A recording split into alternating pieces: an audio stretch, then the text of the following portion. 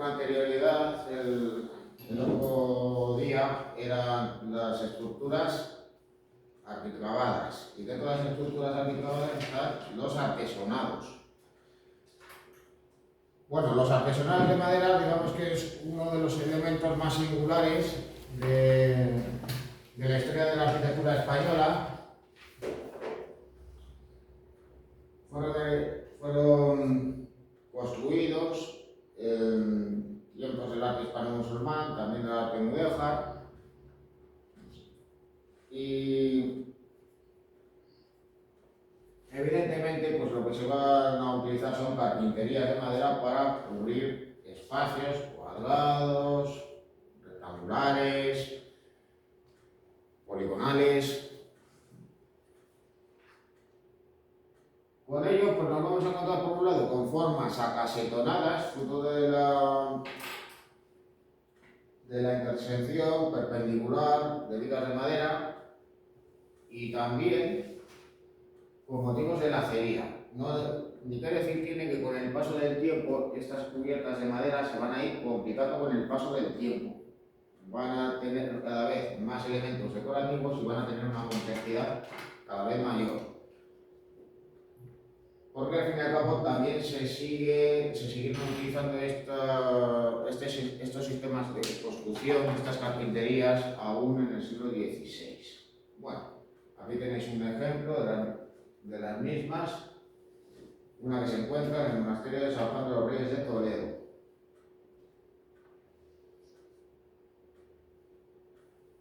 Bueno, para erigirlas, ¿qué es lo que se emplea? Pues básicamente una estructura triarticulada. Una estructura triarticulada, ¿qué es? Bueno, pues en las construcciones actuales se siguen recurriendo a estos sistemas para realizar cubiertas. Una estructura triarticulada es aquella que se forma a base de triángulos. Y claro, pues en cubiertas actuales, como pudieran ser las cubiertas que nos pudiéramos encontrar en pabellones polideportivos, pues por ejemplo nos podemos encontrar con una estructura de este tipo.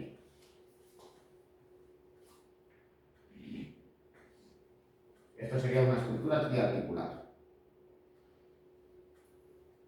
También en edificios de uso industrial nos vamos a encontrar con estructuras triarticuladas, como por ejemplo esta, que a mi juicio ya no es tan habitual.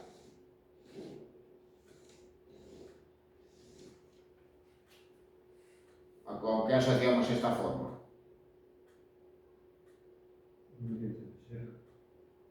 No, pero visto así, en un tejado, en una cubierta. Una cubierta de nada. Las de las fábricas, las de las fábricas industriales. Bueno, pues claro, estas estructuras triarticuladas se realizan mediante vigas de acero, mediante estructuras metálicas, pero anteriormente se realizaban en madera.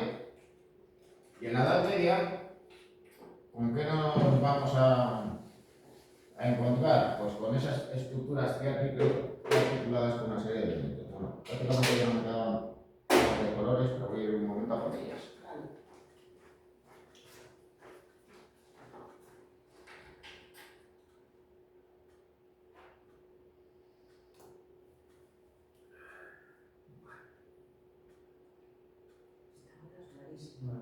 ¿Y qué estudias, Natal, en la universidad? Estoy en la equipo, bueno, no me esperes. ¿Qué quieres que te haga docena? Pasas horas ya no puse nada. Ahí donde voy. ¿Pero qué haces? Bueno, estudio de literatura, Son los asignaturas libros libres. y los Yo tengo libros. asignaturas libres. De literatura española no sé. Hay dos modalidades, una estructurada y otra abierta. Y hay una que tú vas a clase por todas las La última que me contaste. y haces exámenes. Y hay otras Esta es la que última tú que me vas contaste. tomas apuntes y tomas cifras. Esta es la que me regalaron Es parecido a los eso. alcaldes de los Parecido a años. esto, más o menos. Pero me he quedado sin carga. No, como contadas, pero no en algo que se adapte a lo que Sí, tú sí, quieras. tengo casi, y tengo Estudiar cartuchos, y música. tengo... Música. Con Para instrumentos. dejar mucho vacío, yo lo relleno con Pues hay otra. Porque hay Hombre, en Valladolid sí, pero No, es que tengo que ir a Valladolid. Yo voy a ver. Hubo unas que se guardaron. sí, Tiene que pero haber no algo. está. Y es. Un coche, una moto. Sí, sí, yo tengo que coger coche. O bien el autobús. Digo, rellénalo con una aceituna. Yo que tengo Sí, los sí, tengo martes tinta y tengo cartón. de 5 de la tarde a 7. Estoy de Ya veré. todos los El primer día me dice el coche, yo lo pongo ¿Sabes que yo quiero la agenda y la pongo? me preocupo del parque. Que fuera ya que- Entonces la fiesta de tus vacaciones, ¿no? ¿Qué? Bueno, pongamos que tenemos una cubierta a 2 aguas.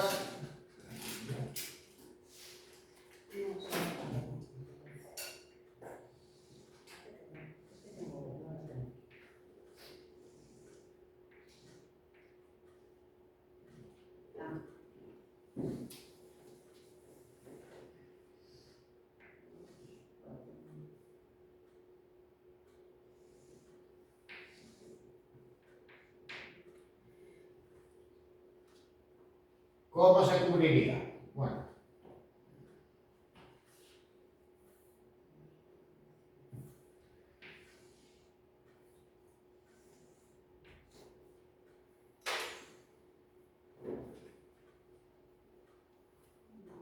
Bueno, pues en primer lugar,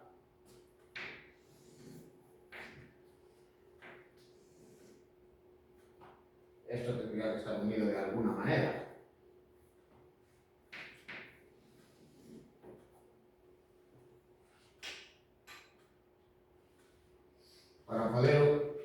Para poder unir los estribos que van de una punta a otra, tiene que estar este elemento. Si habíamos visto la clave de las bóvedas, ¿cuál sería, digamos, el equivalente? La hilera. La comprendo.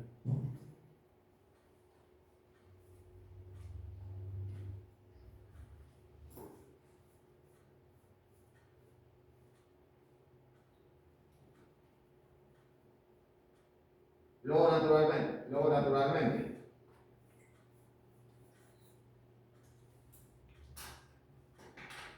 también nos vamos a encontrar con las vigas que van uniendo una punta a otra. Claro, esta no tiene por qué ser solo una.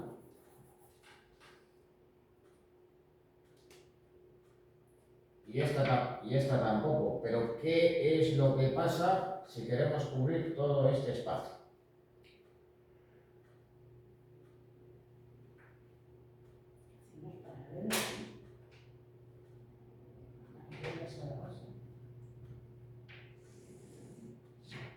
Pues esto de todos modos lo marcamos para luego.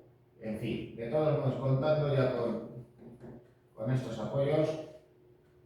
Entonces, para poder hacer el tejado a 2 aguas, tenemos que empezar a colocarle, en primer lugar, pues unas vigas que van en esta dirección, unas correas, y luego montar otras que van en oblicuo, O sea, paralelas. y que se disponen paralelas unas a las otras, así.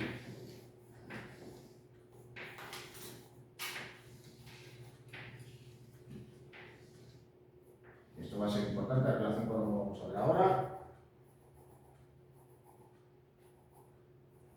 A estas que he dibujado en verde se las denomina como pares.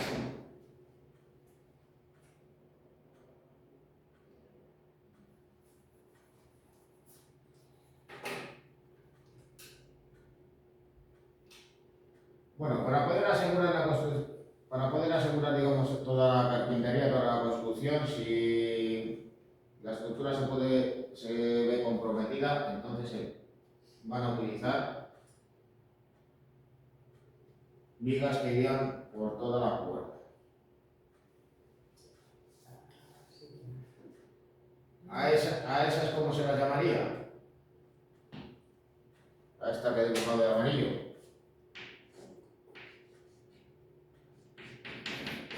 Tirante.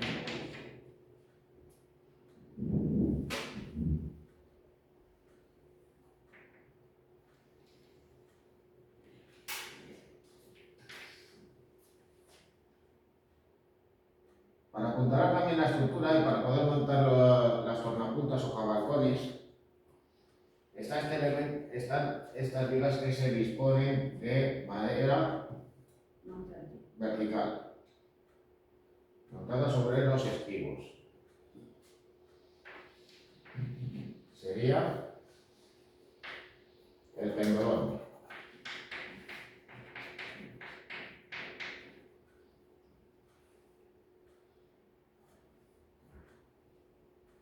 En el triángulo de atrás también había un pendolón. ¿No? Sí, un pendolón a montante.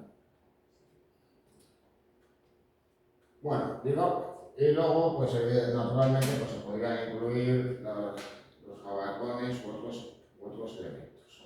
Bueno, Y había paralelas a la hilera. ¿paralelas a la hilera? Sí, No. así, cruzando las verdes. O sea, Así. sí, sí, eso. Claro. Son las correas. Míralas, ahí están. Ahí están las correas. Son las correas porque a Sí. su vez hay que apoyar los palos Sí. sobre ellas. Bueno,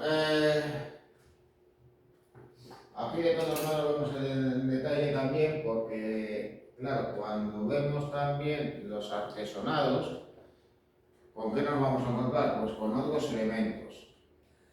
Nos vamos a encontrar con las limas, nos vamos a encontrar con los canes, nos vamos a encontrar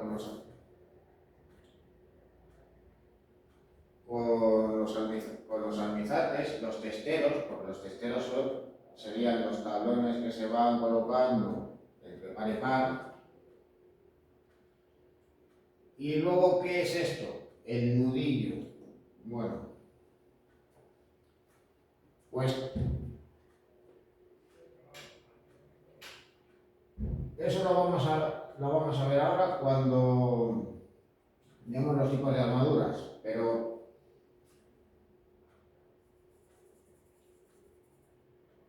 puede darse el caso de que no nos encontremos con esto, sino que nos encontremos con esto otro. Es decir, la armadura, vamos esto así, y en vez de encontrarnos con el pendolón, entonces con lo que nos vamos a encontrar es con algo así.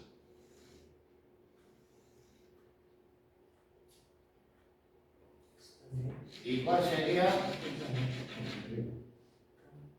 El armizaje, ¿no? ¿Qué sería esa viga que monta una estructura que nos impide a nosotros visualmente ver la hilera de la cubierta? El nudillo.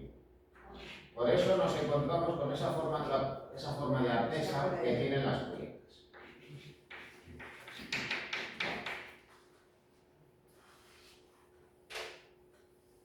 Luego, además, para reforzar la estructura, nos vamos a encontrar con los tirantes, que lo he pintado de amarillo, pero claro, para poder asegurar mejor la construcción, entonces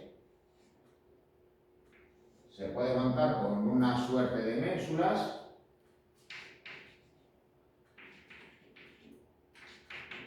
que se llaman canes.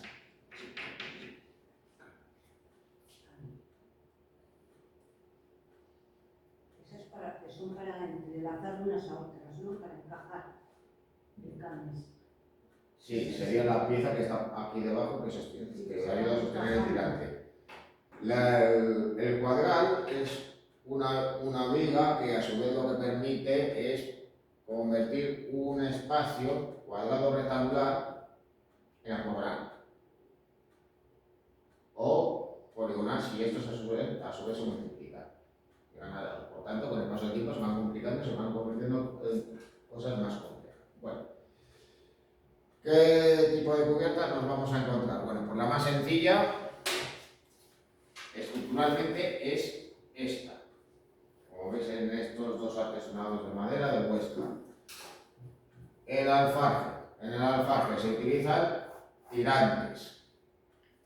Se van disponiendo vigas perpendicularmente. Y sobre estas está el alfaje. Es decir,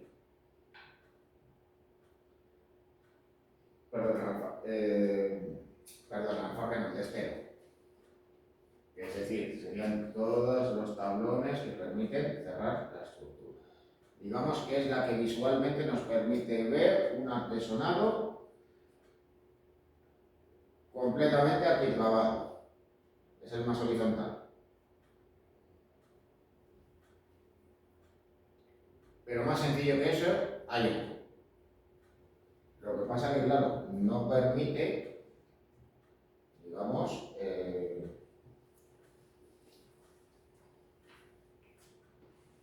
realizar estructuras, digamos, muy grandes, cubrir espacios muy amplios, que es la armadura de par y hilera, porque no hay más que pensar, por ejemplo, cómo son las viviendas tradicionales. En las armaduras de par e hilera, pues literalmente los pares se van montando sobre las hileras y por tanto tiene este aspecto. Para tratar de asegurar la sujeción, entonces va a aparecer la armadura de par y nudillo, sin tener que recurrir a un pendolón. Se va atirantando la armadura y a su vez se van disponiendo nudillos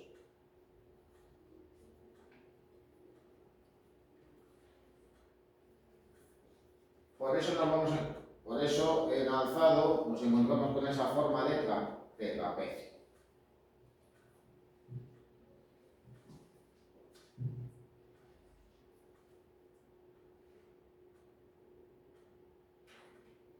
¿Cómo lo veríamos eso en planta, viendo cómo es la cubierta?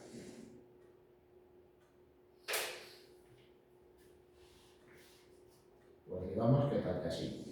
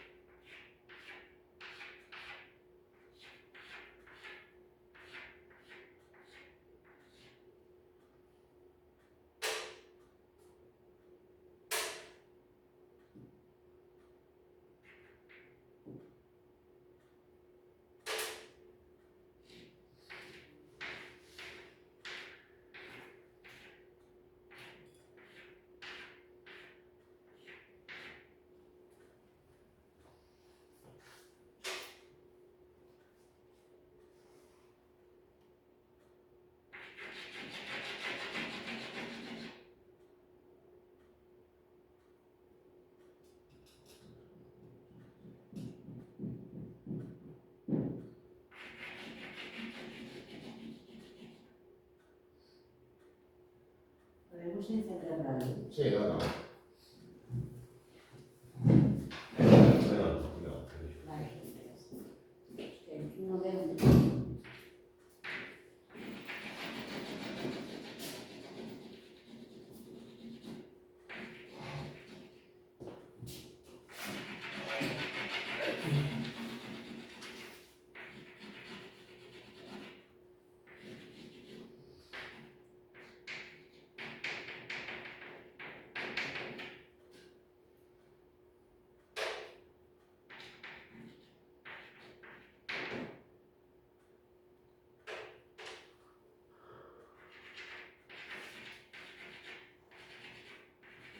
Bueno, visto en planta, o bueno, visto desde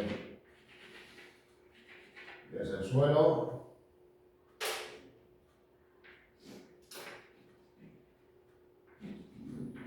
así se vería pues una armadura de par una armadura de par y nudillo.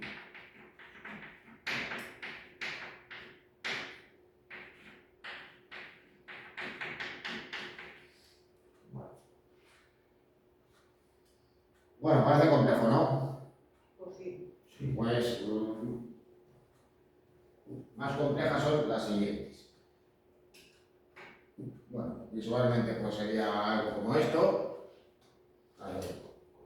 Es completamente igual, como podéis ver. Apenas hay diferencia. Aquí el dibujo de la fotografía. Por cierto, aquí tenéis en detalle uno de los canes, aquí de la cubierta de la catedral de Teruel.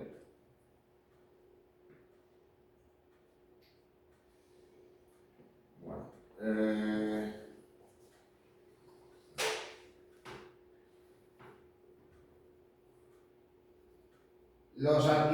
los carpinteros y los arquitectos piensan que ¿por qué no convertir un espacio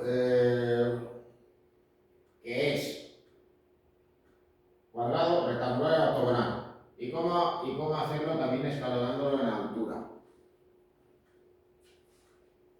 Pues para ello, lo que harán será recurrir a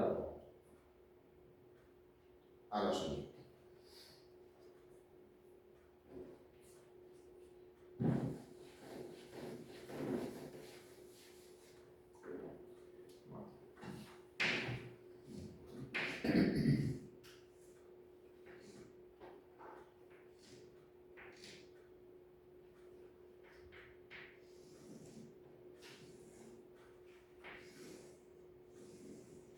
Bueno, teniendo en cuenta que se siguen utilizando pares y nudillos,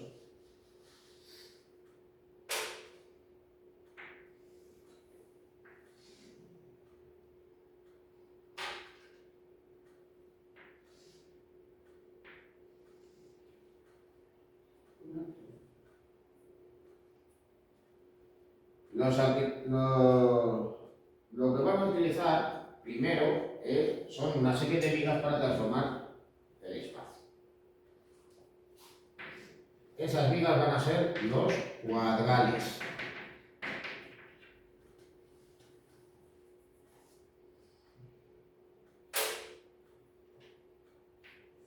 Y a modo de hilera,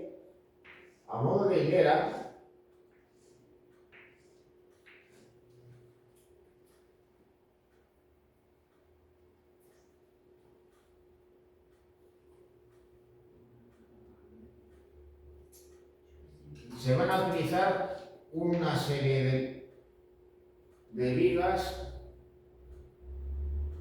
que se denominan como la lima bordón.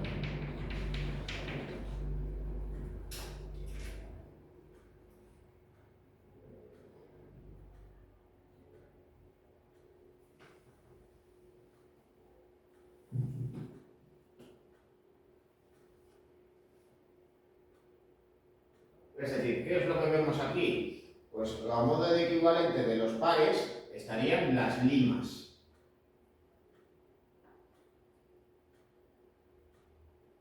Para poder crear, digamos, ese espacio. En este caso, pues incluso lo que se hace es recurrir a esas limas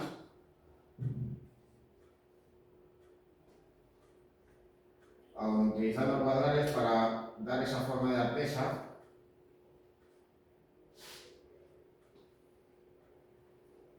Pero luego lo más importante es que en el caso de estas armaduras, pues ya no vamos a ver, digamos, la estructura, no vamos a ver las vigas maestras, salvo los estribos, sino que lo que vamos a ver son las carpinterías que se han ido clavando por encima de la estructura y que van a generar, digamos, casetones. Esa sería, por tanto, una cubierta de lima y botón, con esa forma de artesa y de donde ya se emplea la carpintería.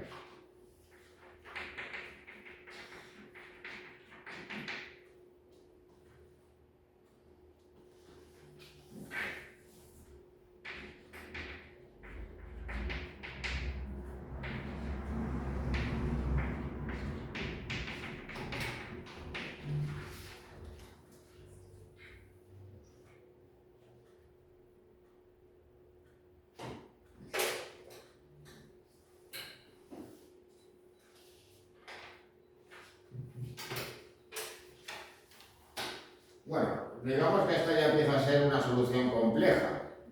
Se enmascaran los elementos estructurales, se escalaba la carpintería y además se escalona la altura, dando esa forma de artesa. Pues bien, se va todavía incluso más allá.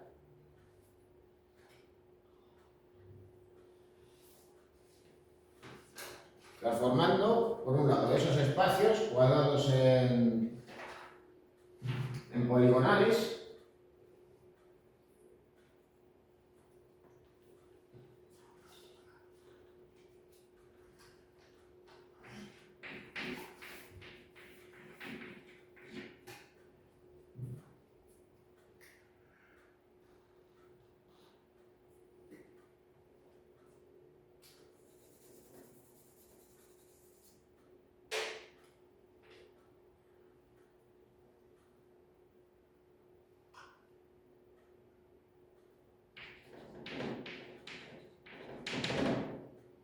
había dicho que era la lima bordón y la lima mamar.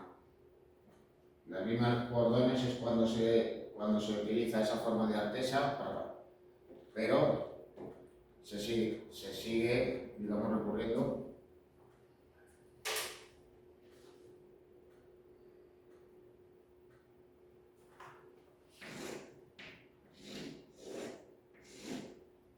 Pero en una el cuadral está libre, ¿no? Y en la otra lo que ocurre es que el cuadral lleva tablero. Ahí el cuadral queda por debajo de la artesanal. Y en esta otra el No, cuadral en está la anterior se hubieran utilizado, digamos, a modo de refuerzo. las esquinas. Mientras que en este caso Están incorporados en la sí que nos vamos a encontrar con una estructura con que se han estado poniendo esquivos, se han estado clavando para poder funcionar. Sí, o sea, quiere decir, la diferencia de esa a esta otra es que el cuadral tiene un tablero.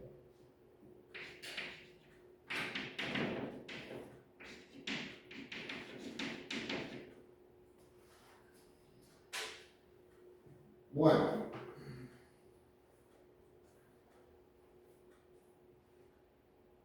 nos encontramos con esa forma de artesa, cómo se va transformando un espacio cuadrado poligonal con las limas mohamares, pero ya más adelante,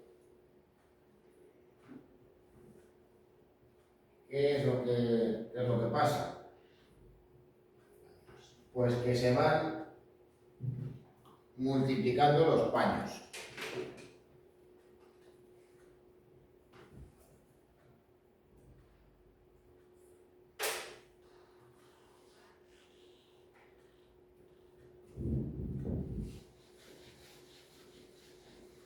Se multiplican los paños, se multiplican las limas.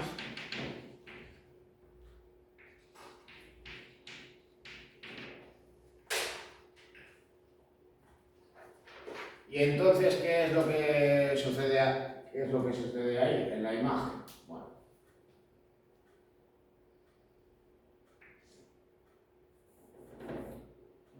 Bueno, pongamos que tenemos un espacio cuadrado o rectangular. Lo queremos convertir en poligonal, en este caso hacer una suerte de falso ábside.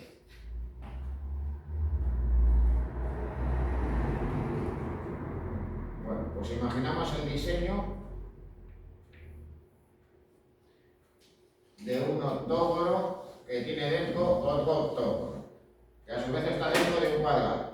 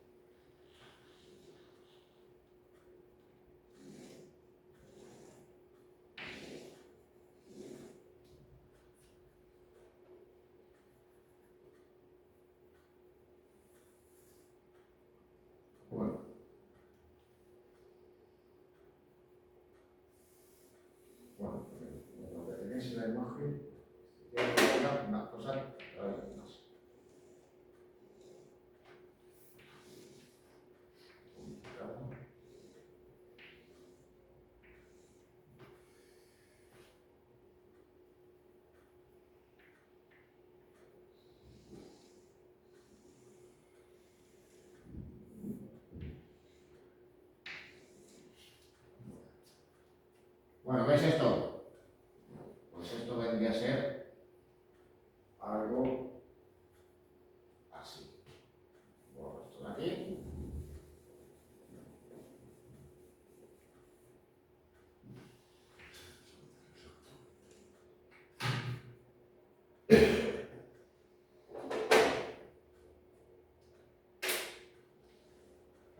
Son 3 octógonos, uno dentro de otro. Sí. Bueno, se van multiplicando los... No. Sí, ¿Eh? sí que es lo que hay que buscar. Incluso Pero lo que se hace es un cuadrado, haces un montón de tiras entonces paralelas a las que he hecho un octógono. Bueno, de rosa tendréis las limas. Este no son nada bueno. No son nada bueno.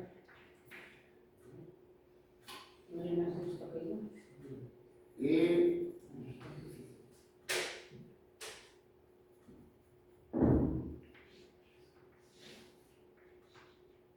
aquí estaría cada paño con su correspondiente carpintería, con motivos de lacería e incluso como árabes. Y en la parte superior, que vendría a ser el equivalente a la parte superior de las armaduras de pañolillo, estaría el almizate. Un almizate que en este caso tiene claves colgantes de carpintería. Dentro de esa estructura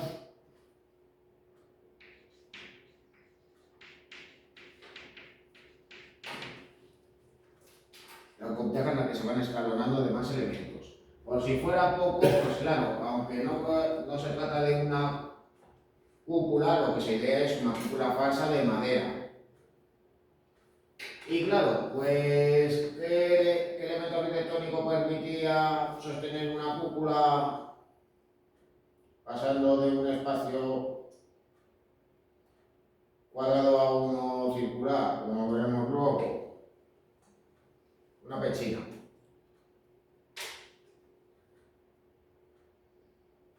En este caso, una pechina de carpintería. O pechina colgante, que es como no.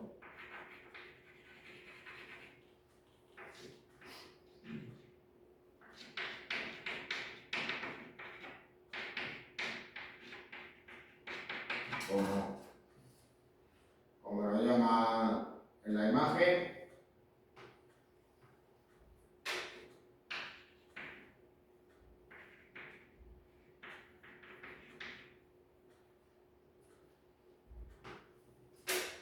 Y claro, pues si se crean esas falsas pechinas, ¿esto qué va a ser? Un cuadrado.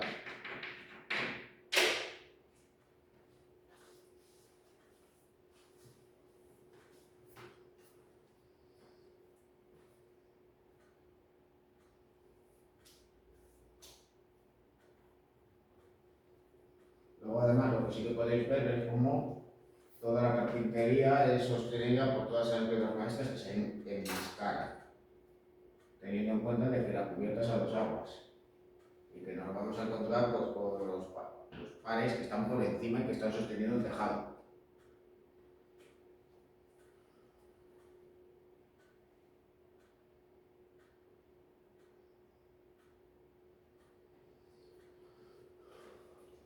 Bueno, y como ejemplo de ello, pues tenéis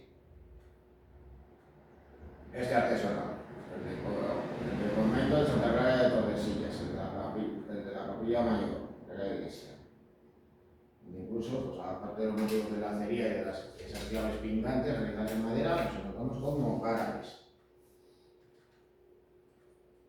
Bueno,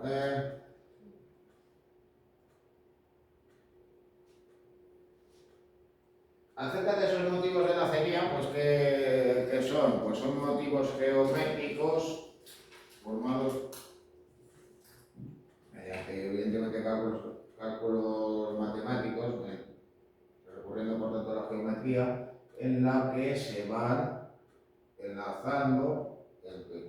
formando, como, digamos, una suerte de ruedas, formas que van generando motivos poligonales y con forma de estrella. Se van, digamos, clavando también los listones en la carpintería para dotarlo de esas formas. Claro, por ello, pues cuando se han desmontado estas carpinterías y se han puesto a montar en otros lugares, pues naturalmente pues ha sido muy complicado y laborioso volverlo a hacer.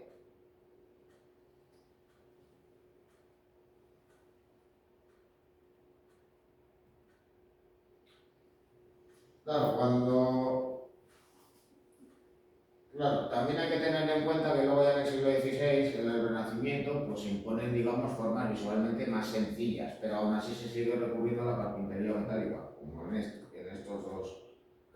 estos dos artesonados, el Palacio de la Cacería de Zaragoza, y también en el del Paraninfo de la Universidad de Alcalá de Henares. Aquí podéis observar cómo se había recurrido a una armadura de par y nudillo con sus tirantes correspondientes, pero a su vez se clava la carpintería, donde en este caso pues se crea una red a modo de lacería, creando pues esa suerte de casetones estrellados y hexagonales que tienen a su vez claves colgantes. Donde también está pues, ese perfil ochavado, como hemos visto antes en las armaduras de Lima Borbón. Y esto en las esquinas de casa. ¿Qué? Quiero decir, como en definitiva es un hexágono, pues los módulos van a hexágonos enteros en la parte plana. Pero cuando haces la parte inclinada, pues digamos la parte inclinada lleva un hexágono y medio, ¿no? Dos hexágonos, o sea, uno entero y dos cruces. Pero cuando llegue al ángulo de 45 grados de allá, la longitud entonces no es la misma que la de aquí. Entonces, o sea, ahí el hexágono no saldrá. Bueno, eso. El encuentro de las dos, ¿no? Yo creo que de todos modos lo tendrían más que calculado a la hora de hacer el diseño, porque eso no era precisamente como colocar azulejos.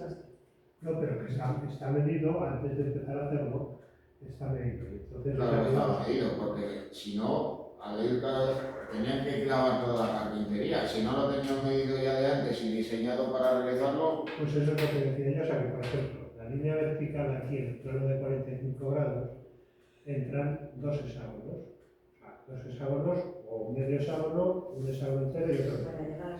Pero cuando llega a la esquina, que la que va así, esta línea no mide lo mismo que esta otra línea. Y entonces los hexágonos aquí que me salga, el hexágono que me salga, no me van a salir. O sea, me coinciden los vértices, pero el tamaño del hexágono no coincide con los otros ejemplos. Y el que se nos Ya, pero ya se han buscado la forma. Que a lo Sí, mejor que queda más grande. vas allí y lo ves y lo percibes, pero aquí en este momento yo no. No, o sea, los vértices siguen casando. Sí, es una hombre. diagonal. Ya. Pero que quiere decir que luego digamos, la Pero si longitud el del hexágono es un poco más largo, grande, más pequeño, no pasa nada. ya, La pues, cuestión es que el Mira, hexágono yo de todos modos, bueno, desde luego que como matemático yo doy más que pena.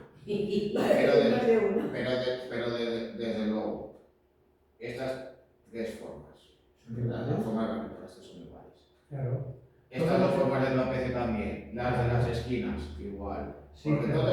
todo se repite, esto vaya calculado. Sí, pero yo lo que Creando módulos como los que se iban generando ahí, que utilizaban modelos, luego a su vez lo recalculaban todo para poder realizar Para ir Sí, no, sí, toda la son carpintería. hexágonos regulares. Y entonces, el hexágono lo tienes en horizontal aquí. Y cuando lo pones aquí en un plano inclinado, es el mismo hexágono, pero colocado en inclinado. Pero claro, cuando llega un inclinado y otro inclinado así, la línea esta no mide lo mismo que esta. Y entonces, el hexágono que hay aquí y el hexágono que hay aquí se tocan en el vértice, pero cuando se forma un hexágono, este hexágono es más largo que Esto. Es más grande que el otro. Bueno, Para que encaje. pero si no digo que no. Vamos a ver. Que sí, decimos que sí, que sabe. Pero en cada uno de los módulos donde se va repitiendo todo eso, Yo es, estoy con- digamos que ese, error de geometría Eso se va únicamente, se repite. se repite en las cuatro esquinas. En las cuatro esquinas, entonces. Es decir, que si hay una figura geométrica perfecta, en base a los módulos que se han diseñado, se repite sistemáticamente. Sí, claro. Buenos días.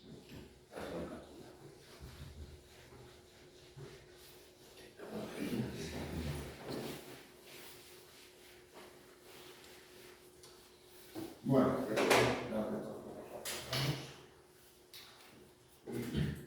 seguimos. Donde lo habíamos dejado. Sí. Hay otra cosa, perdón. La denominación de muchos de los términos son de origen árabe, ¿no? Sí. Porque son al.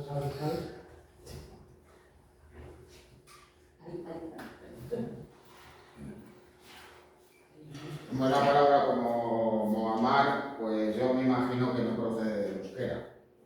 Pero bueno. Sí.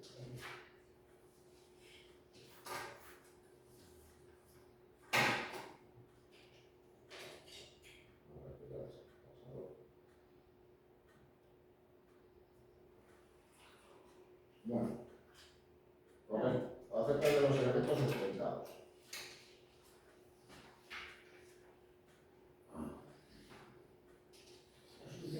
Bueno, habíamos visto el dintel, habíamos visto el arco, las estructuras arquitrabadas.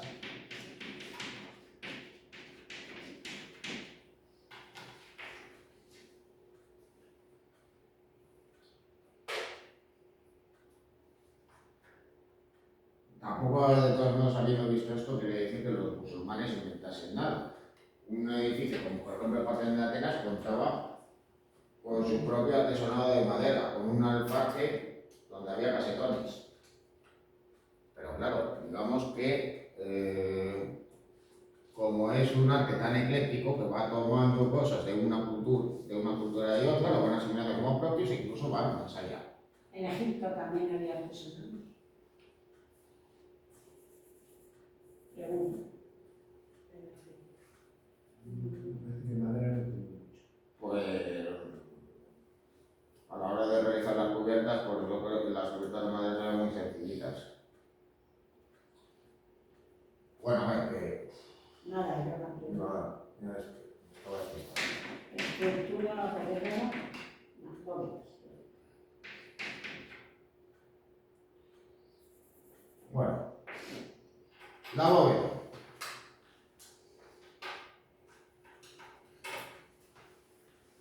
Naturalmente que las bóvedas ahora en la actualidad se pueden hacer con otros materiales, pero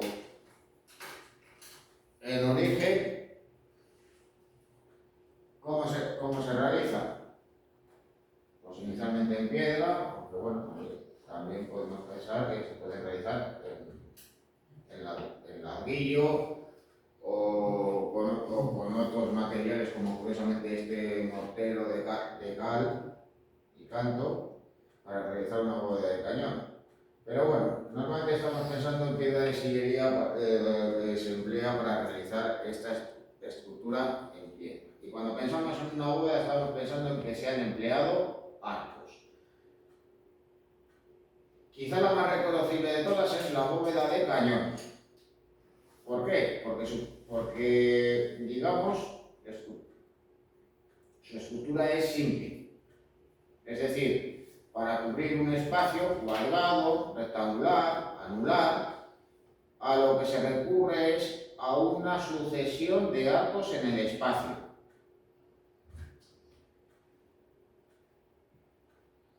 ¿Qué tipo de arco? Bueno, en este caso, un arco de medio punto. Puede ser de otro tipo, pero bueno, normalmente es a lo que se asocia este tipo de bóveda. ¿Por qué se empieza a utilizar este sistema? Pues bien, como yo ya os había mencionado, la madera tiene un tamaño limitado y además la madera es un material pobre. Para conseguir estructuras más sólidas y duraderas, pero para cubrir espacios más grandes, se emplea,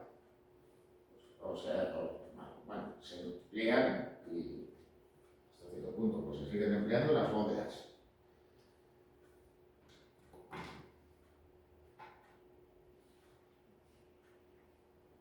¿Qué es lo que sucede cuando se quiere cubrir un espacio circular o semicircular? Pues se recurre a la cúpula.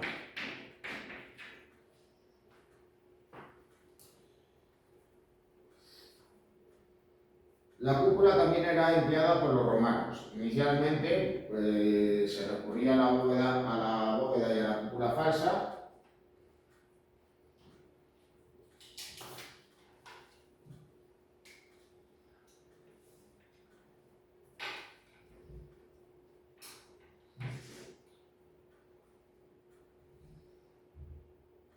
¿Cuál es el modelo de cúpula más simple? Pues la que tiene simplemente un casquete. Con el paso del tiempo, las cúpulas, digamos que se van perfeccionando. Y su aspecto, digamos, más típico es el que viene a coincidir con la cúpula de la imagen, la de San Pedro del Vaticano.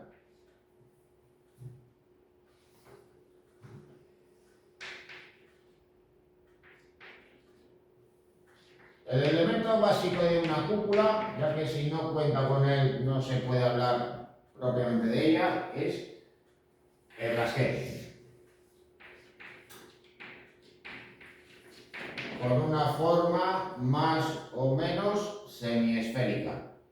Puede estar algo achatada, como la de la Basílica de Santa Sofía de Constantinopla. Puede estar algo apuntada, como la de la Catedral de Florencia, o incluso, aunque no de manera tan acusada como la que tenéis en la imagen, o presentar un aspecto de semiesfera perfecta. Luego, además, ese casquete se puede adaptar a otros espacios, como ya veremos ahora. Bueno, sobre el casquete nos vamos a encontrar con la linterna. La linterna remata la estructura y viene a reemplazar a la clave.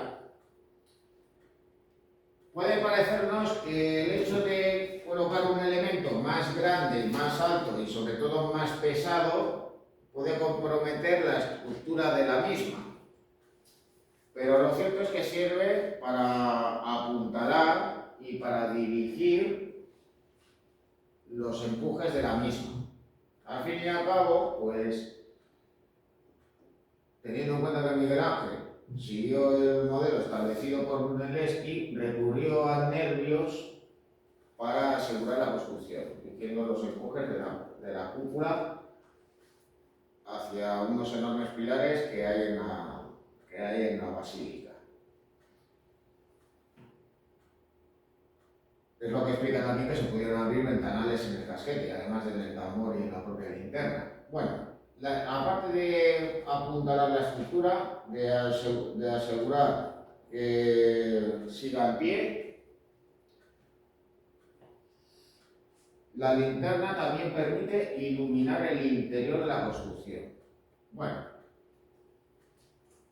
en la parte inferior de la estructura, con lo que nos vamos a encontrar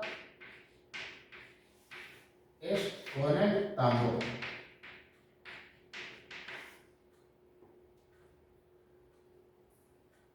El tambor permite realzar en altura la cúpula y evitar que ésta contacte directamente sobre los soportes que tenga, ya sean pilares o muros. Así, si una cúpula se viniera abajo, ¿qué es lo que pasaría? pues si se conserva el tambor o una parte del mismo, se puede volver a construir sobre el mismo. Si en cambio, si estuviera apoyada directamente sobre esos elementos sustentantes que he mencionado antes, la estructura de la misma se podría comprometer. Así que también permite redirigir los empujes del peso de la estructura. A todo ello, pues también se pueden abrir ventanales e iluminar el espacio interior del edificio.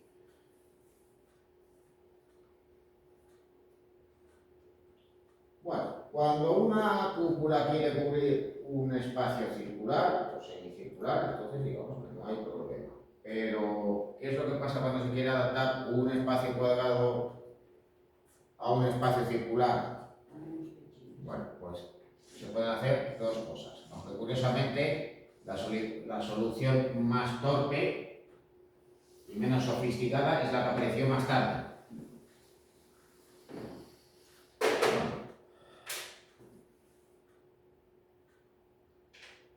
Tenemos una cúpula, ¿no? Si queremos adaptarla a un espacio cuadrado, entonces habría que diseñar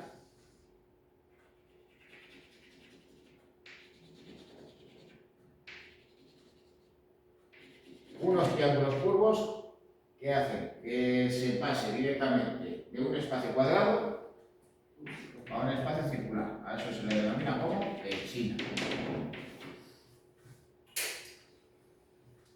Pero en la Edad Media, los constructores del románico, pues digamos que no las tenían todas consigo. Muchos no sabían exactamente cómo poder sostener una cúpula.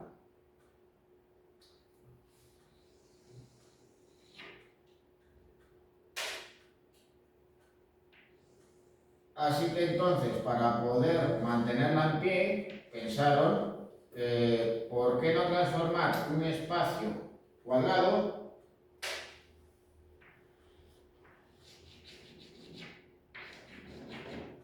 en un espacio octogonal?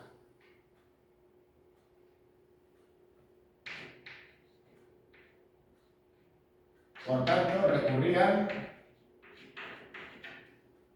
a las trompas, que son unos arquillos de descarga.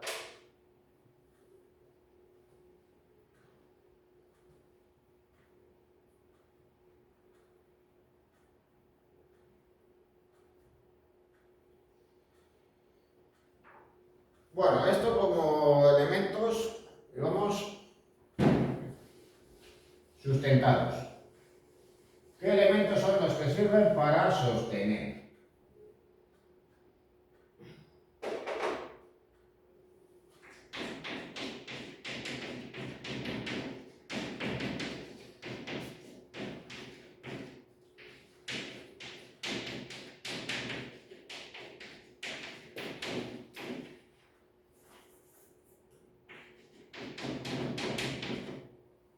Bueno,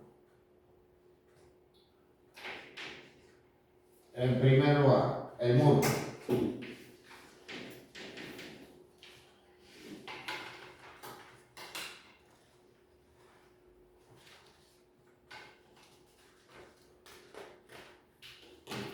Los muros no solo sirven para sostener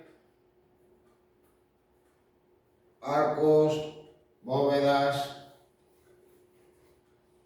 esculturas arquitravadadas, cúpulas, sino que también sirven para cerrar un espacio. Como veis ahí. Es decir, que no simplemente van a ser paredes.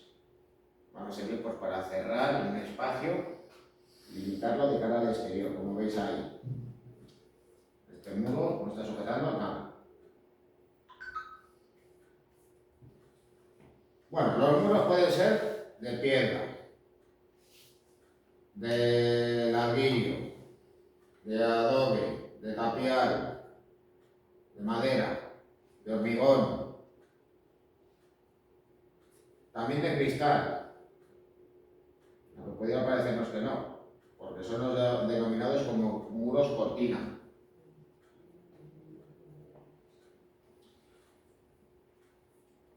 E incluso también pueden presentar una combinación de materiales. En este caso, piedra y ladrillo. Vale.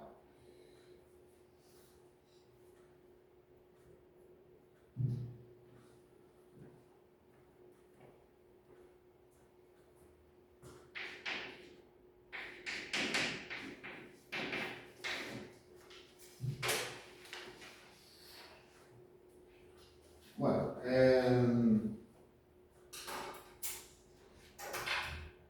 hay que tener en cuenta de que, claro, en las primeras construcciones, que era lo que hacían los primeros que construyeron viviendas, pues claro, pues levantaron muros para sostener una cubierta. Pero para asegurar la construcción, pues también podían recurrir a postes de madera.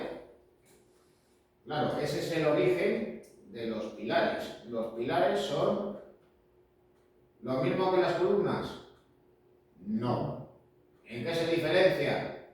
Bueno, lo primero, un pilar es un elemento que se erige verticalmente, de sección cuadrada, poligonal, circular o mixtilínea.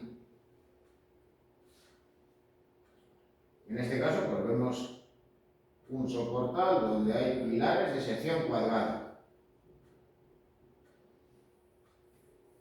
Incluso pues puede haber pilares que cuenten con un capitel en su parte superior.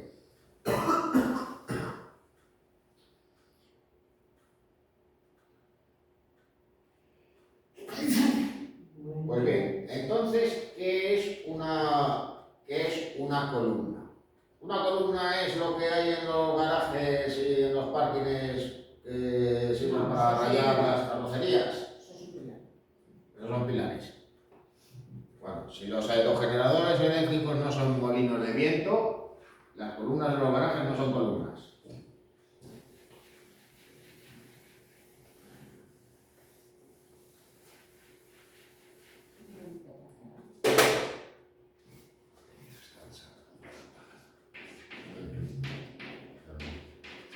Bueno, pues una columna es un soporte que se erige verticalmente de sección circular, pero que cuenta con 3 elementos, aunque hay una excepción en la historia del arte.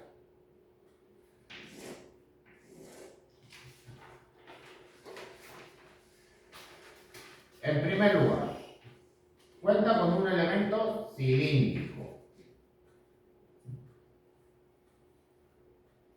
Digamos que es la parte que más asemeja a los pilares, que es el fuste.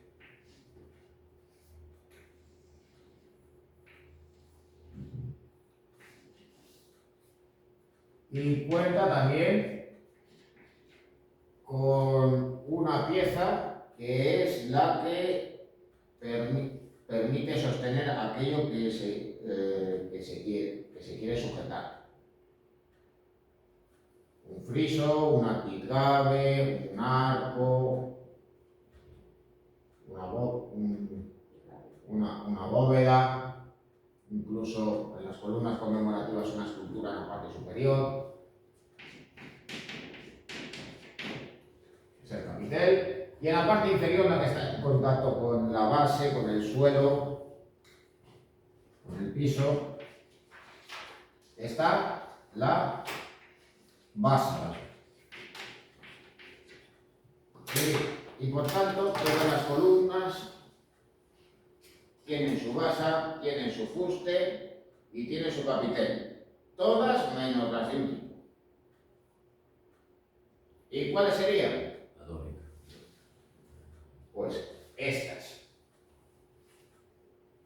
Aquí tenéis pues, el ejemplo de templo griego por excelencia, el templo del Partenón, la Acrópolis de Atenas. Son columnas de orden dórico y las columnas de orden dórico, a diferencia de las del resto de los órdenes clásicos de la arquitectura, no tienen base. Solamente tienen fuste y capitel. Son las columnas más sencillas. También fueron las que primero aparecieron.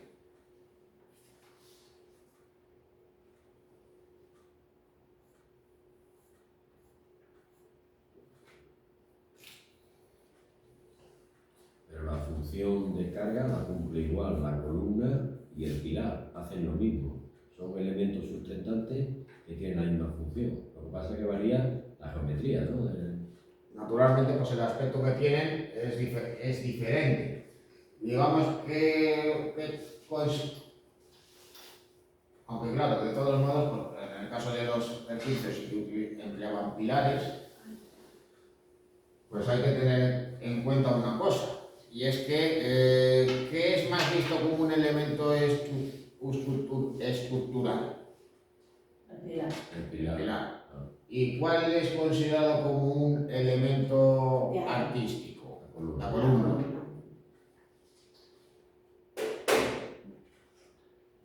Bueno, pasamos a la escultura y vamos a ver los materiales.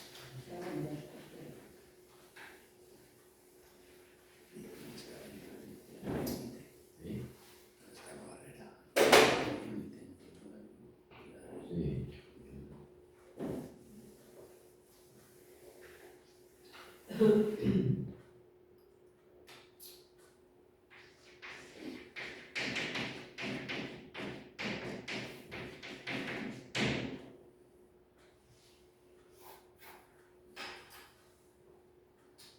Bueno, sobre la escultura. En primer lugar, en cuanto a los materiales, pues claro, pues hay que señalar una cosa. En la prehistoria, los homínidos y el ser humano, ¿qué era lo que hacían? Tallaban la piedra, también manipulaban la madera, el hueso, realizaban útiles. Y luego ya posteriormente, por esa conciencia que toma el ser humano, que le lleva a realizar obras de arte, pues empieza a realizar objetos decorativos y también pequeñas esculturas. Obviamente, pues también empieza a emplear la arcilla.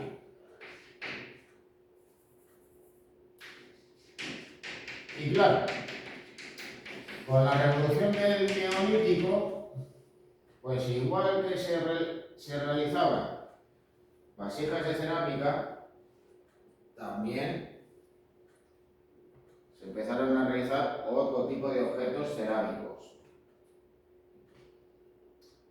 Ese, digamos, es el punto de origen a la llamada escultura de terracota, la realizada en barro. Bueno, el barro se moldea y cuenta con ventajas e inconvenientes, como todos los materiales.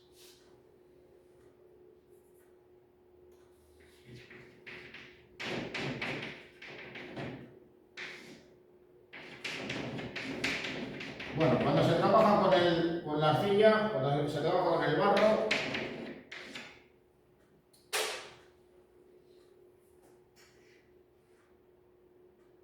y a diferencia de otros materiales, se puede quitar material, pero también se puede añadir, algo que no sucede con la piedra o con la madera. Luego, por otro lado, una vez que se ha cocido en el horno, se puede pintar. También, de todos modos, en fresco también se puede pintar, se puede esmaltar. Pero claro, ¿qué inconveniente tiene? Pues que el barro es quebradizo, se rompe con relativa facilidad. Con lo cual, y aunque una gran excepción, curiosamente, son las esculturas de terracota más famosas que hay, que son las de los guerreros de Xi'an, que son a tamaño natural, pues normalmente las esculturas de terracota son de pequeño tamaño. Debido a esa fragilidad, pues no se busca que sean de gran tamaño porque, claro, así no tienen puntos débiles y se evita pues, ese problema que pudiera tener incluso dentro del propio horno.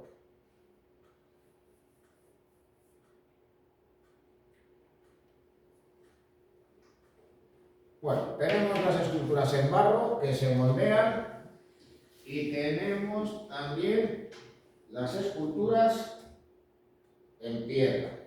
Bueno, naturalmente que la piedra, que por cierto se esculpe,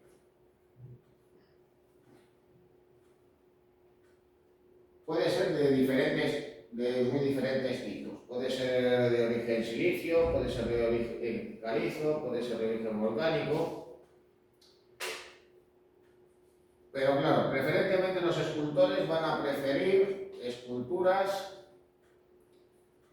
de grano fino que permitan realizar detalles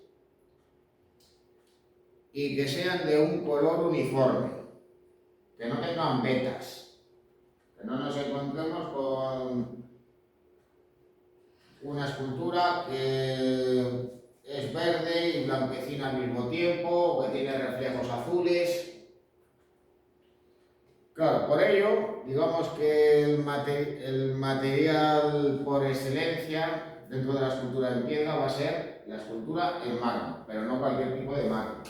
Mármol blanco, como de las canteras griegas o como de las canteras italianas, caso de las de Carrara. Caracterizada, digamos, por ese blanco tan puro. Ahí tenéis pues, un ejemplo perfecto en David de Miguel Ángel. Bueno, ventajas de la piedra y más del mármol, que al fin y al cabo pues, es una piedra dura y resistente al paso del tiempo, que tiene un grano fino, que permite realizar detalles. Pues, ¿qué inconveniente tiene la piedra? Pues bien, si cuando se está trabajando con la arcilla, antes de cocerla, se pueden corregir los errores quitando y añadiendo material, en el caso de la piedra, el margen de error es mínimo, con lo cual, pues evidentemente, pues existe ese problema, de que si hay algún tipo de error o de torpeza en el escultor, pues puede dejar, digamos, la imagen, la obra, digamos, convertida en un desastre.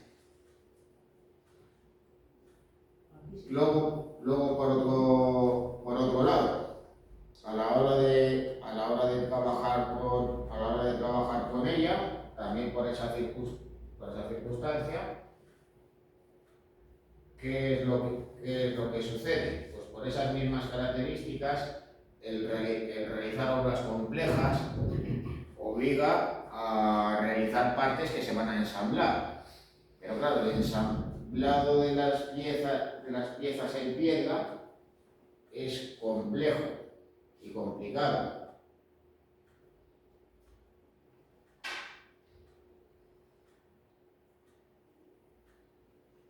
Bueno, la piedra se esculpe, el barro se moldea y la madera se talla.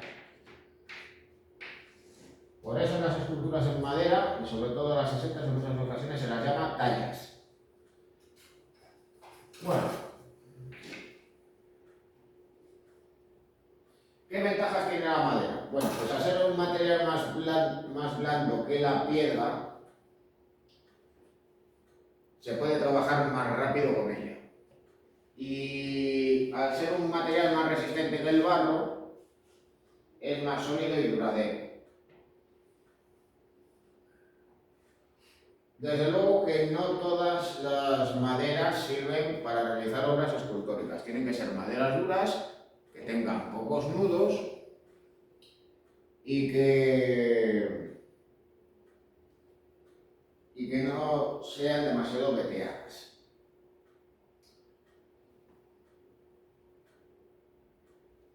Bueno, con respecto a la madera también hay que tener en cuenta una cosa, y es que se pueden ensamblar con mayor facilidad piezas a una escultura. Es decir, se pueden utilizar clavos y cola para ir ensamblando las respectivas piezas. Claro, luego, inconvenientes que tiene la madera. Pues el paso del tiempo, porque al fin y al cabo la madera se puede gritar, se puede pudrir, se puede comer, se puede quemar. Por ello, y aunque no es el caso de esta escultura, cuando se trata de imágenes de gran tamaño, al utilizarse un gran bloque de madera, pues está el material por detrás, se piensa que la escultura no se va a ver por completo para evitar precisamente esa circunstancia, que por dentro el tronco se vaya agrietando y que por tanto provoque la rotura de la obra.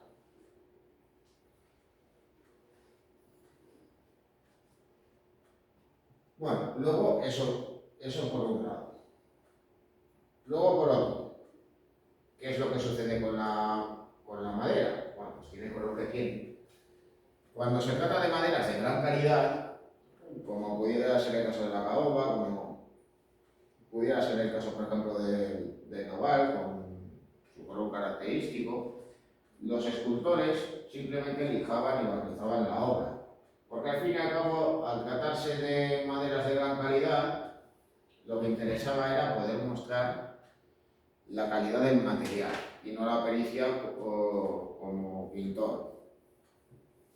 Es lo que sucede al fin y al cabo con las esculturas o las figuras de marfil. Lo destacado, digamos, era poder mostrar que se había realizado una obra de ese material. Si se policromaba, si se coloreaba, entonces, naturalmente, pues no se iba a poder demostrar que el material de origen de partida era ese.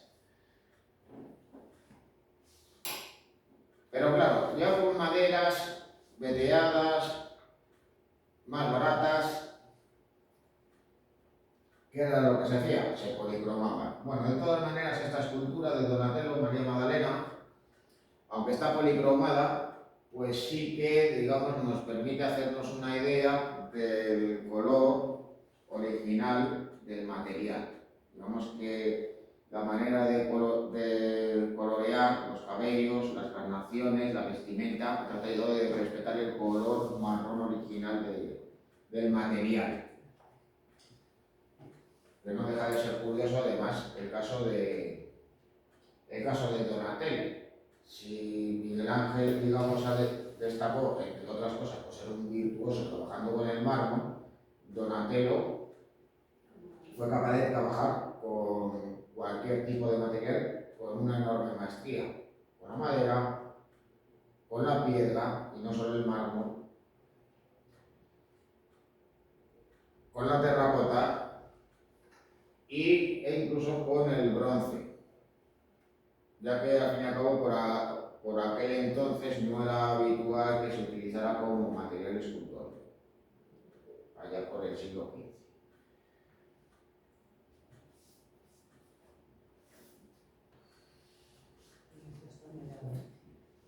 Bueno, la madera se policroma,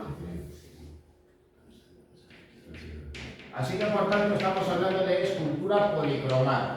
Claro, no quiere decir que con otros materiales no se pueda pintar encima, ni muchísimo menos. Las esculturas de metal se pueden pintar, las esculturas en piedra se pueden pintar y las esculturas en barro también se pueden pintar. Pero cuando estamos pensando en escultura policromada, en realidad estamos pensando en escultura de madera policromada. Yo no sé si más que nada por la tradición escultórica española o por la cercanía del Museo Nacional de Escultura de Valladolid. El caso es que, de todos modos, también hay que tener en cuenta una cosa. Y esto, digamos que no fue algo que apareciese en el siglo XVI o XVII. Ya se había realizado con anterioridad con otros materiales.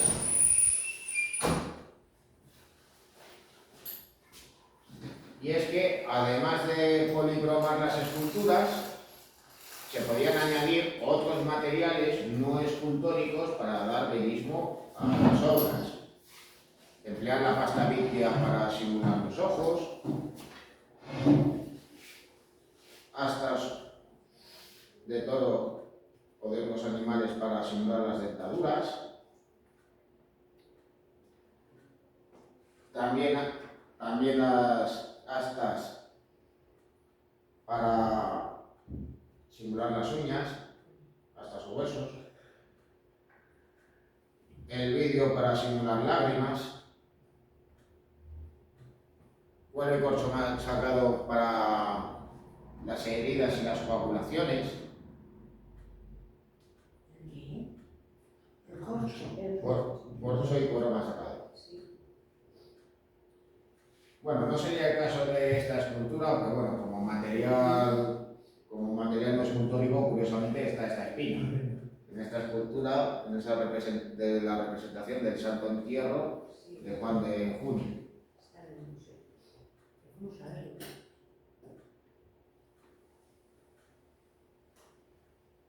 Bueno, el barro se moldea, la piedra se esculpe, la madera se talla. Y con el metal, ¿qué pasa? Se funde. No tiene por qué. ¿Cómo se trabaja con el bronce?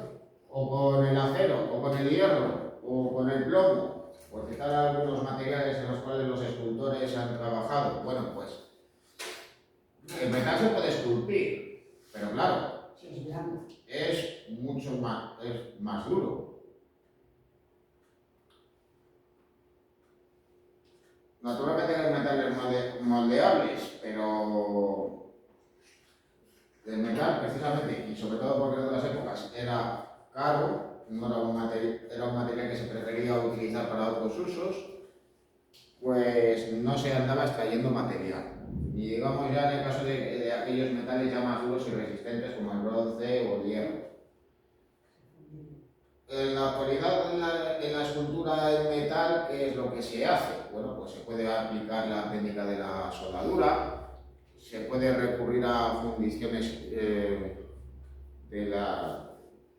a las fundiciones de las siderurgias, como por ejemplo hacía Chillida cuando realizaba sus obras. Pero de todos modos, pues en cuanto a la escultura en metal, habría señalar pues, la técnica de la cera perdida, que aparece en la Grecia antigua y que es una técnica, digamos, muy laboriosa, muy compleja para realizar esculturas en este material. Digamos que se inspira en la realización de otros objetos metálicos para poder realizar obras de ese tipo. Al fin y al cabo, pues no deja de ser algo no tan distinto como la manera para producir cañones o campanas, que también se realizaban en ese material.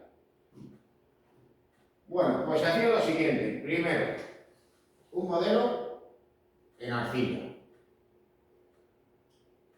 Tenía que ser, por tanto, idéntico a la obra que se pretendía realizar al final. Luego ya posteriormente se iba a realizar, bueno, se iba a introducir dentro de un molde de yeso para poder obtener un vaciado. Una vez que el yeso estaba seco,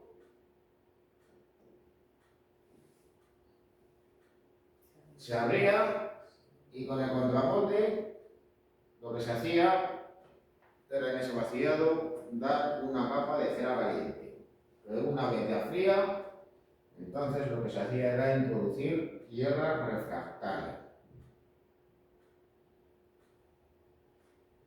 Naturalmente, pues se iba presionando bien para evitar problemas luego en las fases finales. Bien, cuando ya todo se ha secado, entonces se abre el molde de yeso y se añaden estas barras que van a servir de canales. También, por cierto, realizadas en cera. ¿Para qué? Pues para que coincidan a su vez con el molde de fusión que va a servir de crisol a la realización de la escultura. Eso sí, primero hay que derretir la cera. Así que claro, se coge el molde y se calienta. Cuando ya se ha eliminado la cera, entonces se empieza a introducir el metal fundido y claro, pues ya una vez que este sea solidificado, se abre el molde, se retira lo sobrante, lo que incidente con los canales y se pule la escultura, obteniendo la obra final. El molde se hacía en madera. Estuve en una fundición, se hacían piezas y el modelo era madera, luego se metía en tierra refractaria, luego ya se echaba a colar. Podría ser, lo que pasa que, claro, pues podía por un lado quedarse residuos y, claro, pues, ¿qué es más fácil, derretir cera o quemar madera? Bueno, la madera se hacía en dos partes, como en modo libro, que se cerraba, y una vez que la tierra refractaria estaba bien prensada, se abría, se quitaba el molde de madera y se cerraba. Y se hacían una pieza hecha. Entonces lo que han estado utilizando inicialmente ha sido un molde con madera en vez de con yeso. Eso es. Bueno, ¿cómo se realizan las esculturas policromadas en madera? Bueno, lo vamos a ver ahora en este vídeo, que en otras ocasiones, hemos estado.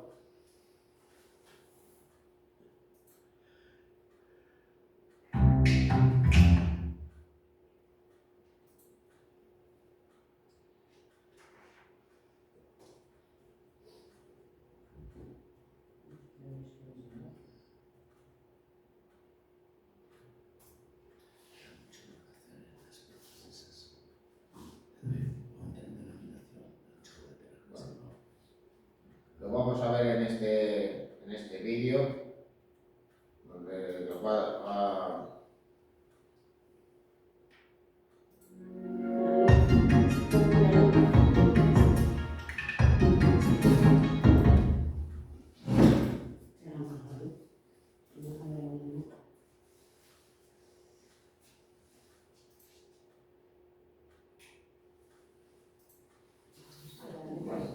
Lo vamos a ver como ejemplo. En este caso, pues la que vamos a ver en primer lugar es una escultura que se encuentra en el Museo de Los Ángeles, perteneciente a la Fundación Getty, realizada por Luisa Roldán La Roldana, y que va a servir como punto de partida para explicar cómo se realizan las esculturas en madera policromada.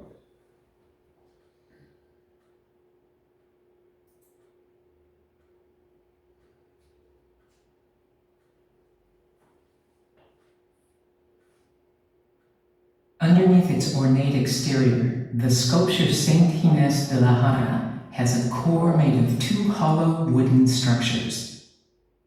Is a large box-like section, which is reinforced inside with a small wood block attached on the front left.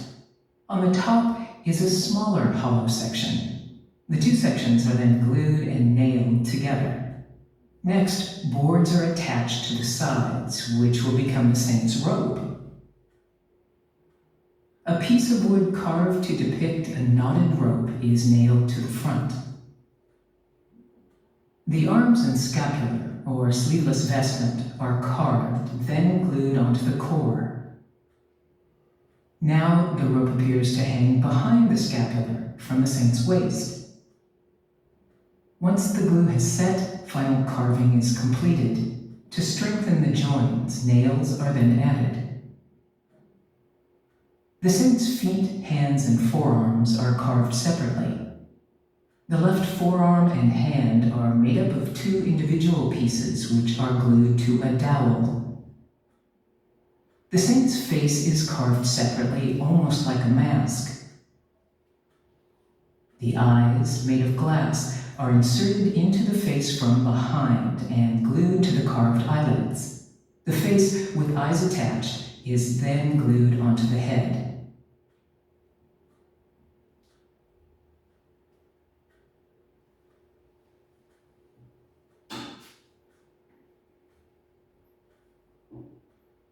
With the general structure now complete, the sculpture is ready for the intricate surface treatments of estofado and encarnaciones, creating the lifelike cloth and flesh we see today. Bueno, de todas maneras, por lo que habéis visto es que cuenta con diferentes piezas, cuenta con un núcleo central a la que luego se le van añadiendo elementos, como si fuera, digamos, una suerte de puzzle. Aunque eso sí, también cabría destacar que requería especial cuidado, especial detalle a la hora de trabajar con las manos, los pies en este caso, en el caso de esta escultura, eran visibles, y especialmente el rostro, que de todas maneras, pues claro, como había que añadir postizos, en este caso se mencionan los ojos, pero pueden haber sido también los dientes, pues se tienen que pegar antes de añadir ese elemento al resto de la escultura.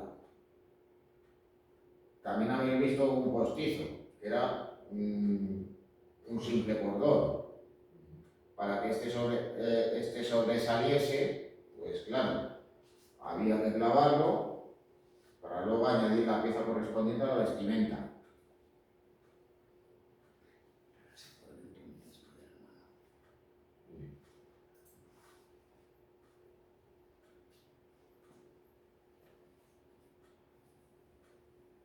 Beginning to shape the block of wood, the form would be drawn on one of the surfaces that the sculptor chose.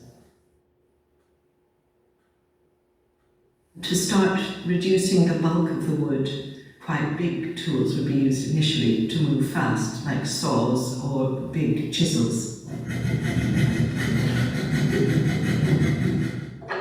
Once the basic shape had been achieved, it would be the equivalent of a rough sketch, but in 3 dimensions. Then the sculptor would move along to using slightly finer tools, for example, chisels of various sizes.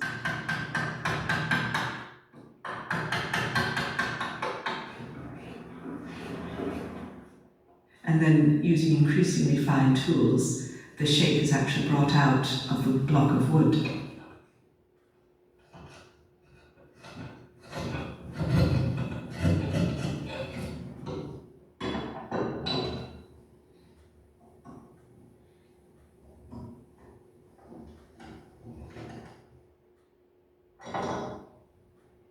Both in central Spain and in Andalusia, was a great concern for the quality of wood to be used in the carved figures. So the craftsmen and the artists and the sculptors were very, very aware of what sorts of choices would be longer lasting, be more worthy of admiration and so on. So there was a great concern for this high quality of materials. As the tools become smaller and more delicately shaped, it's possible for the sculptor to work on a much smaller scale, perhaps carving the shape of a finger and tapering it at the point, perhaps creating the relief of the nail, and he would need much smaller blades or cutting edges to do that.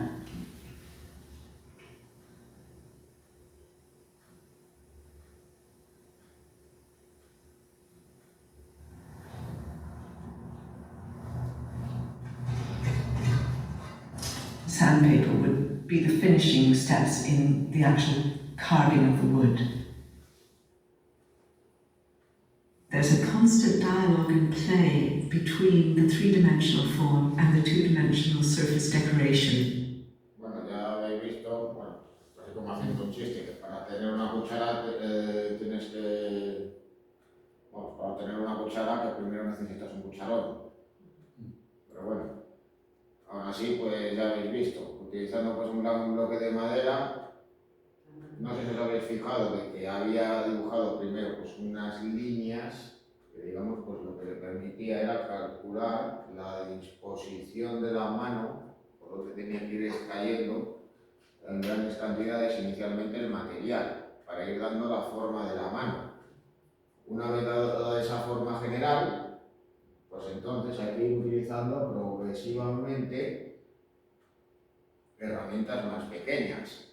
Se empieza utilizando una sierra, grillas de gran tamaño, luego a su vez se van utilizando otras más pequeñas, donde ya el escultor se va olvidando de utilizar el martillo. Y finalmente, pues no dejan de ser más que pequeñas cuchillas que le permiten, pues digamos, realizar los detalles a la hora de perfilar las uñas, las venas, los tendones, las propias líneas de la mano, para luego ya finalmente lijar la madera. Y una vez que se lija, pues ¿qué es lo que toca después? Pintar. They're really meant to go hand in hand. One doesn't make sense without the other.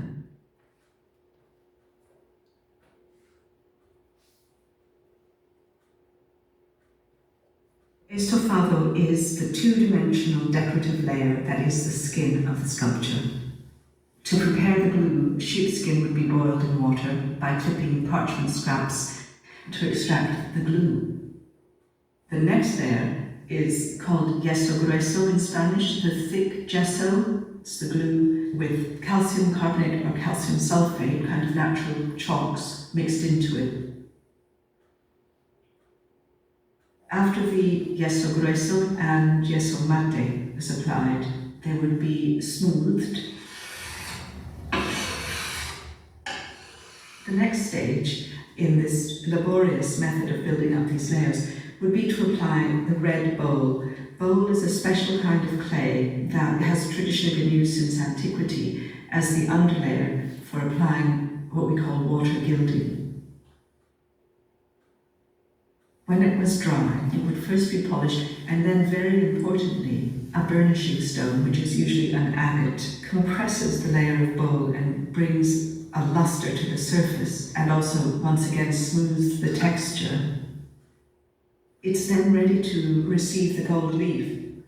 The gilder would pick up the gold leaf with a special brush called a tip, and with a tiny puff of air just apply it onto the surface of the bowl, which had been dampened with water and alcohol.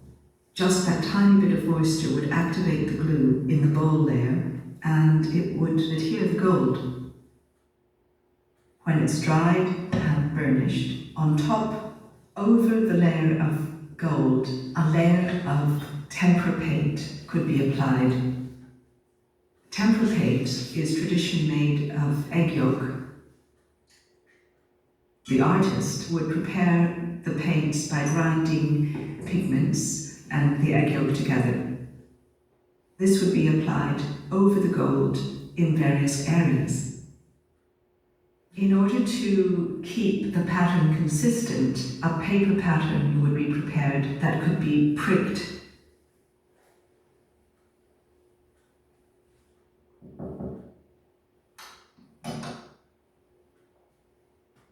Then tiny bits of pigment would be transferred through those tiny holes and onto the surface to be decorated.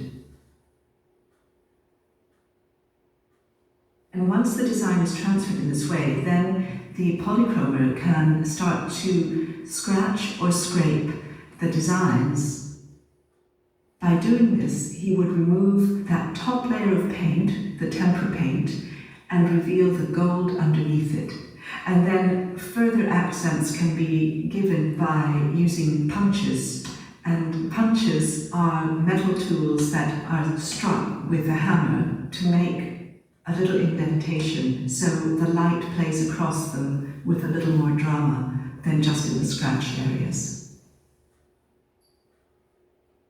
To finish and give greater subtlety to these surfaces and the texture and material, shading and highlighting can then be done. estofado technique of scratching away and revealing the gold underneath gives more points for the light to reflect from and sort of Bueno, habéis visto que sí que tenía dientes postizos. Bueno, no sé si lo había explicado al revés o si lo había llegado a explicar. Para poder estofar las esculturas, es decir, para poder utilizar el pan de oro, había que dar una capa de bol. En el bol había que recurrir a esa mezcla de arcilla y cola para poder poner el pan de oro encima. Que se quería combinar la policromía con el dorado, cosa por cierto habitual, pues entonces lo que había que hacer era pintar encima del pan de oro y luego raspar la pintura seca para que fuera visible, jugando pues, por tanto a la representación de los brocados en la vestimenta de dichas esculturas. Naturalmente, pues claro, luego ya en el vídeo se lo señala que se puede volver a pintar por encima, que se puede trabajar con un punzón para dar relieve a la obra, etcétera, etcétera. Como también hemos podido ver en parte, en detalle. Pero nos lo ha hecho sobre una superficie plana, totalmente lisa. Como de todos modos lo podemos. Y en la vestimenta que hay... Sí, lo he hecho, pero no, es turbo. Como lo podemos de todos modos apreciar aquí, cómo se ha ido raspando en algunos elementos y cómo también se ha ido golpeando para generar ese leve efecto de luz y de sombra para enriquecer todavía más la visión de la escultura. Es decir, se coloreó de marrón representando el hábito monástico y luego se fue eliminando el pigmento, ya fuese témpera u óleo, ya sea cualquiera de... Vamos, témpera no, temple, quería decir. Temple u óleo para que fuera visible, por tanto, el dorado en dicha escultura. Seguimos. Fado technique of scratching away and revealing the gold underneath gives more points for the light to reflect from and sort of give greater definition to the three-dimensional form.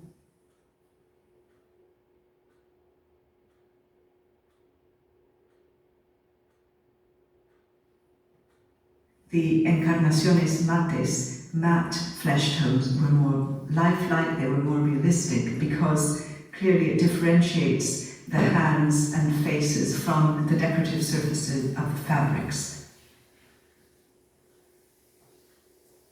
The wood would be initially sealed with all of these layers of glue by brushing onto the sanded wood.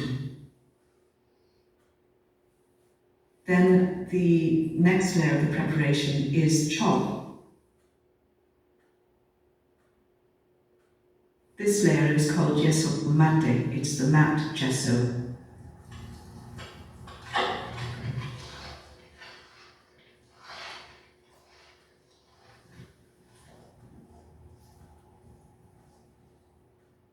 Dry gesso would be mixed into the glue as well to start building up the gesso layer.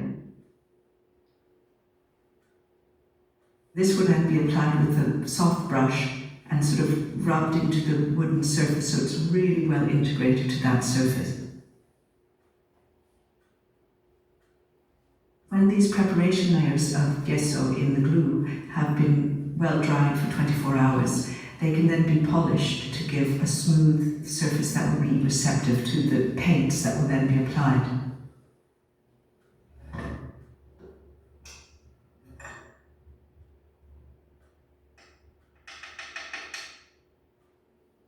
The pigments for the flesh tone would be prepared in oil.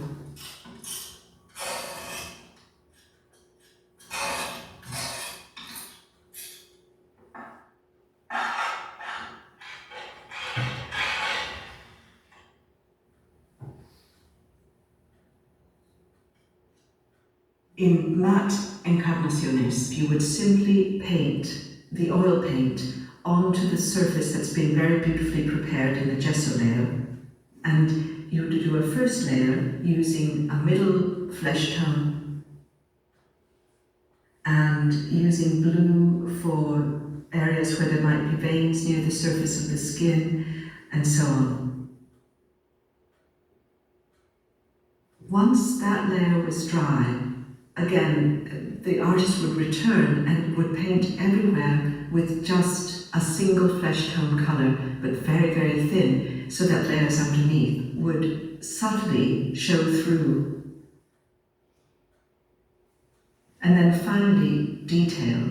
For example, pink highlights around the fingernails would be applied very delicately on top of this general flesh tone layer. The Roldana workshop was a family workshop, so in some ways it's one of the tightest collaborative relationships that we know about in 17th century Spain.